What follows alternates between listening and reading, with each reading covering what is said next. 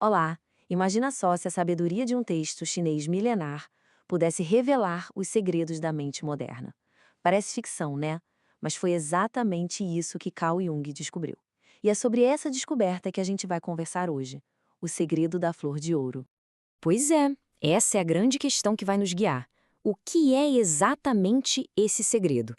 O próprio título já joga um enigma no nosso colo, um enigma que Jung, junto com seu colaborador Richard Wilhelm, se propôs a resolver. E para começar, um detalhe fundamental: essa obra não é só do Jung. Na verdade, é o comentário dele, um mergulho profundo num texto taoísta super antigo que foi traduzido por um especialista em China, o Richard Wilhelm. Pensa nisso, é como um encontro, uma ponte mesmo, entre duas mentes geniais de universos totalmente diferentes. Nosso roteiro de hoje é bem direto. Primeiro, a gente vai investigar o tal do segredo. Depois, vamos descobrir o símbolo universal que é a chave de tudo, a mandala. Em seguida, vamos ver como essa imagem construiu uma ponte entre o Oriente e o Ocidente, revelando um caminho para a totalidade. E, por fim, o legado gigantesco que isso deixou para Jung. Certo, vamos ao primeiro ponto. Afinal de contas, que segredo é esse da flor de ouro? O que tinha nesse texto antigo que fez um dos maiores psicólogos da história dedicar anos da vida dele a isso? A melhor pista vem do próprio Jung. Quando ele promete revelar o segredo do grande Uno, ele está falando sobre a unidade da psique. E o símbolo para isso? Exatamente a flor de ouro. Para os taoístas, a flor de ouro é a luz, e a luz do céu é a própria manifestação do Tao, o caminho. E a chave para desvendar esse segredo está num símbolo. Um símbolo que o Jung encontrou não só nos textos antigos, mas num lugar muito, mas muito mais inesperado: a mente dos próprios pacientes. E o mais fascinante é isso. Durante a sua prática clínica, Jung começou a perceber uma coisa que se repetia. Seus pacientes, do nada, sem qualquer sugestão, começavam a desenhar figuras circulares, bem ordenadas, sabe? Pareciam umas flores geométricas. Era um padrão que era simplesmente impossível de ignorar. Essa imagem recorrente era o que a gente conhece como mandala. A palavra vem lá do sânscrito e significa círculo. Em diversas culturas, ela funciona como um símbolo da totalidade, do universo e da ordem cósmica. É como um mapa do cosmos e da psique ao mesmo tempo. Para o Jung, a mandala era muito mais que um desenho. Ele a via como a representação do self, ou si mesmo, o centro que organiza toda a nossa psique. Usada como um instrumento para contemplação, esse círculo mágico simbolizava a busca universal pela unidade interior. E é aqui que tudo se conecta. A misteriosa flor de ouro do texto taoísta era a mesma imagem que seus pacientes desenhavam espontaneamente. Era uma mandala. Essa foi a peça que faltava no quebra-cabeça, a ponte definitiva entre a sabedoria antiga e a psicologia moderna. Com essa conexão estabelecida, o Jung pode finalmente construir uma ponte entre duas formas de pensar que pareciam não ter nada a ver uma com a outra. Vamos ver como essa construção acontece.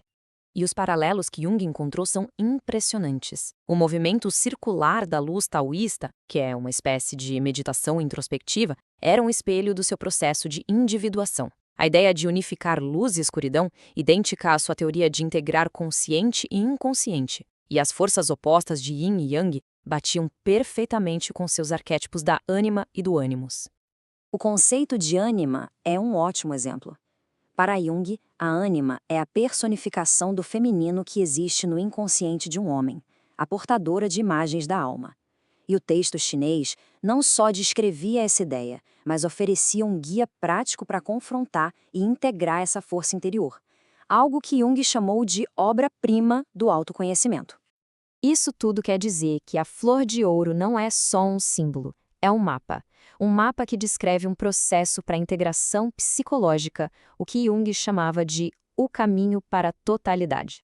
Esse caminho pode ser resumido em 4 etapas. Tudo começa com o confronto com as nossas figuras interiores, como a ânima. A partir daí, inicia-se um processo de autocontemplação, um movimento circular, que é um mergulho para dentro de si. Esse mergulho interior permite unificar os opostos da nossa personalidade, o consciente e o inconsciente, levando ao objetivo final, a realização do self, a nossa personalidade total. E aqui, atenção, é crucial não confundir o self com o ego. O ego é o centro da nossa consciência, aquilo que a gente pensa que é. Já o self é o centro da personalidade total, incluindo o consciente e o inconsciente. É o objetivo da jornada, o grande uno que une todas as partes de nós. A publicação deste trabalho foi um momento decisivo, um verdadeiro divisor de águas. Não apenas para a psicologia, mas para a própria jornada intelectual e pessoal de Jung. E olhem que fato impressionante sobre o rigor de Jung. Ele observou o surgimento da mandala em seus pacientes por 14 anos em silêncio. 14 anos! Ele precisava ter certeza de que era um fenômeno genuíno do inconsciente coletivo e não uma sugestão dele. Foi só em 1929, quando o texto de Wilhelm confirmou suas suspeitas, que ele finalmente compartilhou essa descoberta com o mundo. O legado dessa obra é gigantesco. Ela não só solidificou a ponte entre Oriente e Ocidente, mas abriu as portas para os estudos futuros de Jung. Por exemplo, a busca taoísta pelo corpo de diamante tinha paralelos diretos com a alquimia europeia. E a lógica do I Ching, um texto próximo à Flor de Ouro, ajudou Jung a formular seu conceito de sincronicidade. No fim das contas, a mandala deu uma imagem poderosa à sua psicologia do inconsciente. E o ponto crucial é este. Para Jung, isso era profundamente pessoal.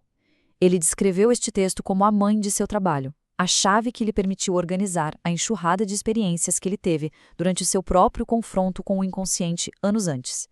O texto deu a ele uma estrutura e uma validação externa. No final das contas, o legado da Flor de Ouro é o de um mapa.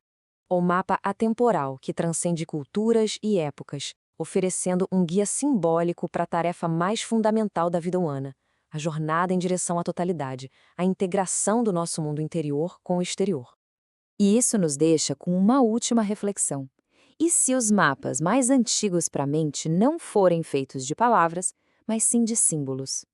A Flor de Ouro sugere que, para nos entendermos, talvez a gente precise primeiro aprender a ler as imagens que florescem dentro de nós.